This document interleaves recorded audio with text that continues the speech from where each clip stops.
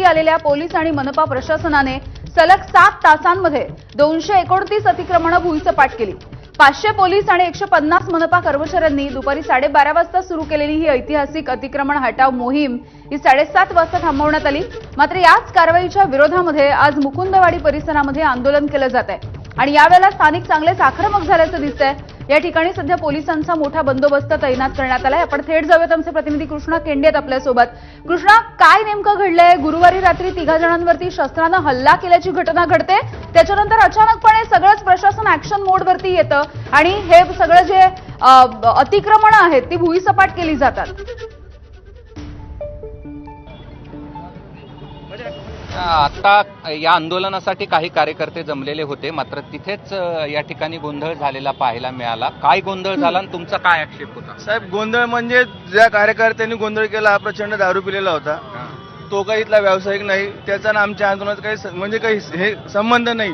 आमचा तर स्पष्टपणे आरोप की भारतीय जनता पार्टीच्या लोकांनी त्याला इथं पाठवलेले आणि असं हे करायला पाठवलं। आजच्या कारवाईला तुमचा काय विरोध? आमचं फक्त यांना सरकारला यांना मायबापाला विनंती आहे की त्यांनी जसं आम्हाला कळवलं की आम्ही सोमवारी इथं येतोय, सोमवारी आम्ही परत पाडापाडी करतोय की आमचं त्यांना म्हणजे नम्रपणे विनंती आहे की आपण असं करू नये।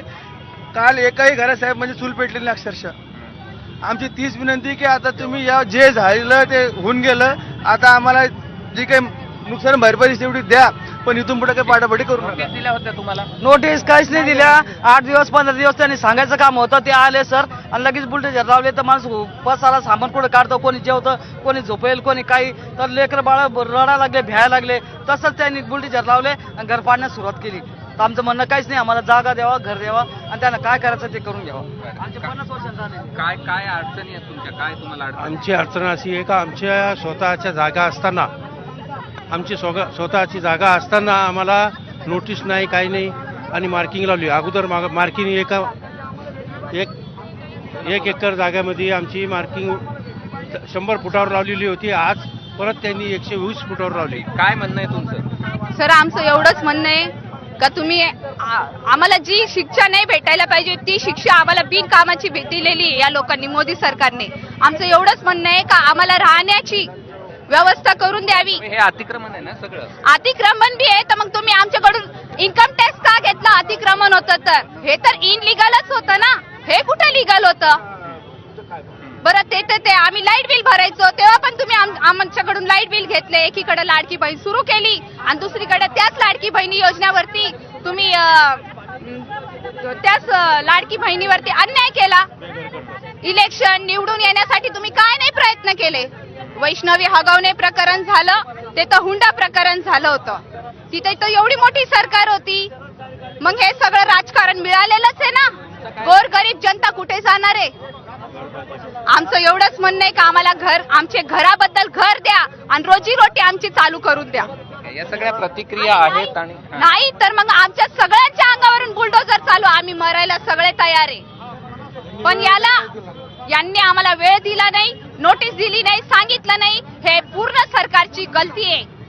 बरं, नोटीस ठीक आहे, ही लिगली होती ना, मग मुंबईवरून आमची फाईल जेव्हा गेली सर, मुंबईला जेव्हा आमची फाईल गेली त्याच्यावरती घर नंबर कसे काय आले आमचे? ठीक आहे, ठीक आहे। या सगळ्या प्रतिक्रिया आहेत। आपल्यासोबत पोलीस देखील आहेत, आपण त्यांच्याकडनं या सगळ्या कारवाईबद्दल या ठिकाणी जाणून घेणार आहोत। आणि आता पोलिसांनी इथे जे लोक आलेले होते त्यांना देखील हटवण्याचा प्रयत्न देखील केलेला होता। सर, काय आत्ताची स्थिती आहे आणि तुम्ही काय आवाहन कराल नागरिकांना? काल जे अतिक्रमणाची जी कारवाई झालेली आहे त्या संदर्भात आज निषेध व्यक्त करण्यासाठी काही लोकांनी आवाहन केलं होतं आणि त्यातून एक 100 ते 150 लोक जमले होते। त्यांनी शासनाच्या विरोधात घोषणाबाजी केलेली आहे आणि आता काही लोक निघून गेलेले, काही थांबून आहेत। तर जे काय त्यांना निषेध आणि जे काय प्रोसेस करायची ती कायदेशीर पद्धतीने त्यांनी त्यांचा निषेध करावा। कायदेशीर कारवाई केली, अन्यथा कायदेशीर कारवाई करण्यात येईल। जे काय जर त्यांनी कायद्याचा भंग केला, काही दुसरा कायदा मोडण्याचा प्रयत्न केला तर जे काही कायदेशीर कारवाई त्यांच्यावर होईल ती त्यांना फेस करावं लागेल त्यांना ती। आपण पाहतोय की आंदोलन करण्यासाठी या ठिकाणी काही लोक जमा झाले होते, मात्र त्यात दोघांमध्ये देखील आपापसात वाद या ठिकाणी झाला आणि त्यामुळे पोलिसांनी आता इथे जे आंदोलनकर्ते आले होते त्यांना पांगवण्याचा प्रयत्न केलेला आहे। कृष्णा, नेमकं काय होतं? म्हणजे जी अतिक्रमणं होती याच्यामध्ये दुकानं असल्याचं कळतंय, घरं सुद्धा इथे या ठिकाणी होती का? आणि दुसरं म्हणजे किती वर्षांपासून इथे ही सगळी लोक राहत आहेत किंवा यांनी दुकानं थाटलेली आहेत? असं सगळं असताना वर्षानुवर्ष याच्याकडे प्रशासनानं दुर्लक्ष का केलंय? आजच अचानकपणे प्रशासनाला जाग कशी काय आली नोटिसा न देता अशा पद्धतीची कारवाई करण्यासाठी? सुरुवातीला तुला ते अतिक्रमण ज्या ठिकाणी काढलेलं आहे तो भाग या ठिकाणी दाखवतो की हे समोरचा जो मुख्य भाग आहे हा जालना रोड आहे, शहरातला एक मुख्य रस्ता आहे आणि ज्या सर्व्हिस रोडवरती ही दुकानं थाटलेली होती, काही घरं देखील होती, बरं. ती या ठिकाणी काढण्याचं काम सुरू आहे. म्हणजे हे काही कालच या भागामध्ये काम झालं असं नाही, पूर्वीपासून देखील या ठिकाणी हे सुरू होतं. बीड बायपासवरती सुरू होतं. मात्र काल एक घटना घडली की एका परवाच्या रात्री एका तरुणाचा खून करण्यात आला.